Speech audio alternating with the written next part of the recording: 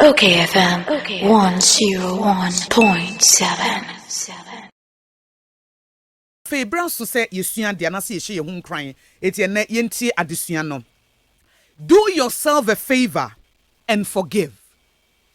Do yourself a favor and forgive. Na de me kan say wan kasa ye wo ho papa nefa bone che.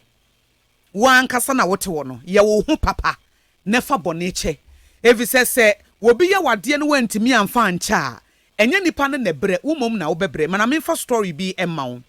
enkoda bi na wo mu school mu omu sua de no checheni na ogina wo mani mu kire wo made no ena akoda ba ko no wote wo no osu ena ochecheni ne busa no sa adenti na wosu ena o se na danfo bi aye na de ama na ye ne yapa no wontimi mfa ncha ne da wontimi mfa ncha ne da ena na ochecheni ne pese wo kire nkwada ne bibi ediro ye ne se echina wo bi e be school a one for potato emra on family school no so okay one de potato ne buy no so obia emfa bag na on for potato no enwum no mo de potato no egu bag nti obia no so obia da bia wo be school a make sure say sa potato na wo de egu bag nim ne bo wachi na fabra enti enkola ne de potato ne gu wo mu school bag bebre na de gu wo mu school bag mu e na ebo na chi afa ade chiye na potato na hyase na ebon ade chiye na hyase na ebon na ebo afedie na smell no kese omuntimi nyina no no say madam potato na wo bag ni mu no ebon dodo ahyase eyi nka eno say eno ne life lesson na me pese me kire mo se obi ya ubonne no wamfa ncha no ahyase na wuyi nka why it says ha potato na ehye mu school bag ni mu no ahyase pro no wo say wo no wahyase na wo pro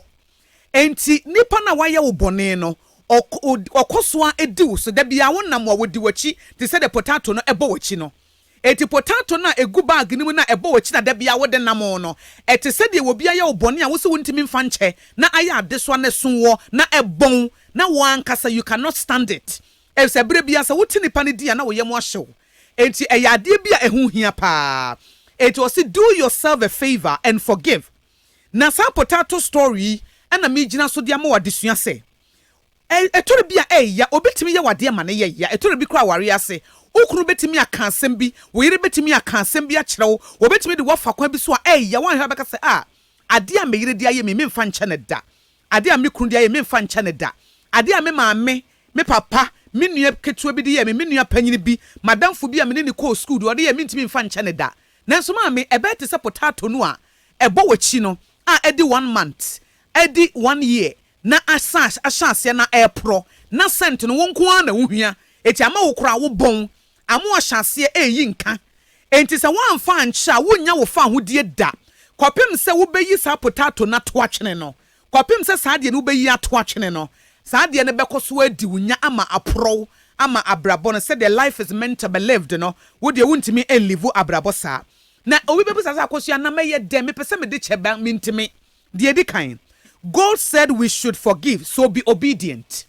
Forgiveness no a choice. A jinaye sese wan kasa wusie. Un say ade bia no wo tumi bi wo so sese wo de ehye wadwene mu say me message na ye say. Message na ye say. Me de sa boni we beche. The moment I will be one no kasa mintimi fanche no. Na wo subconscious mind na efa na edi unya. Etikasa me asemesia de a wode ye mi onyankopon se memfa nche etime de beche ma me bone ben na wonye nyankopon bone ben na wonye no wode wodi achew wonua bi ye wade kakra bi wantimi amfa nche won se Yesu Kristo wo manfa to ho wo Bible mu obi a wode obi kakra bi o sika na wode nipa ne kana na sopa ne master na wode ne kakese pa ena ne master se me de achew wono ko na danfo bi ne nua bi de ne kaketua bi na wache ne de na kwakotum eno omo friend master ne bo na mane se wakoda no a na wode o kan fan se wode o ka $1 million na wode a che no obi ne de ne ka 1 cedi wakwakochi nipa ne de natum enna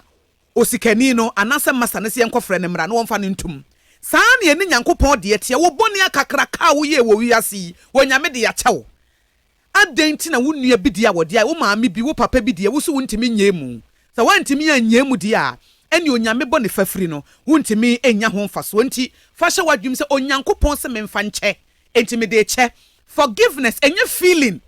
sɛ me feeli sɛ me de bɛkyɛ no eye choice eye intentional choice a ɛsɛ wo make sad decision no ɛna deɛ to so biem ne sɛ one fan nkyɛ nipa no adeɛ na ɔde yɛ wɔ na it was an event ɛyɛ dako adeɛ no bɛkɔ so adi so several years na say the person will keep on hurting you adeɛ na nipa no de yɛ wɔ no saa day no na ɛya saa moment na ɛya bo ama ho kwa ma da bia nipa no yɛ wadeɛ ma no yɛ wo ya ɛbere bia wo dwene ho na wodi yawo enti ɛno nso yɛ adeɛ a ɛha wo paa ɛna deɛ to so biem one practical way a wobɛtumi de bɔne akyɛ ne sɛ nipa na wayɛ ɔbɔne no bɔmpa ma no nipa na wayɛ ɔbɔne no bɔmpa ma no fi sɛ saa na Bible ne ka kyerɛ yɛ sɛ wɔn yɛ bɔne no yɛmfa papa ne ntua wɔn ka wɔn taa yɛ no yɛn hyira wɔn enti deɛ di kan nipa no a wayɛ ɔbɔne no bɔmpa ma no wontimi mmɔ mpaeɛ ma wo bi ensign tan no at the same time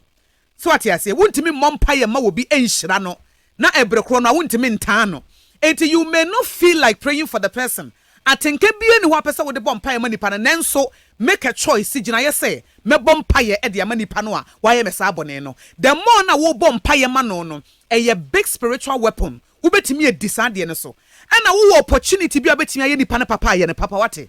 sɛ wo akwanya bi a wobɛtumi ayɛ saa nipa no papa ɔdɔfoɔ yɛ ne papa is the Bible say we overcome evil with good and will say love your enemies and no a higher spiritual weapon etiana dia mede emma won say give yourself do yourself a favor and forgive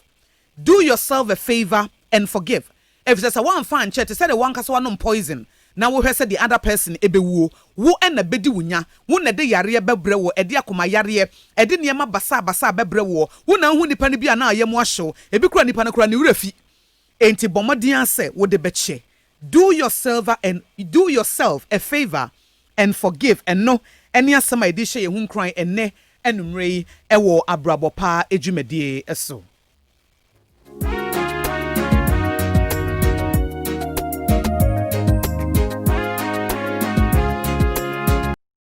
OKFM 101.7.